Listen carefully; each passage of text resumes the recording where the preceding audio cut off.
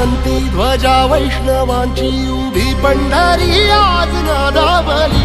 तुझे नाव ओठी तुझे रूप ध्यानी जीवाला तुझी आस गा लागली। जरी बाप साऱ्या जगाचा परी तू आम्हाले कराची विठू माऊली।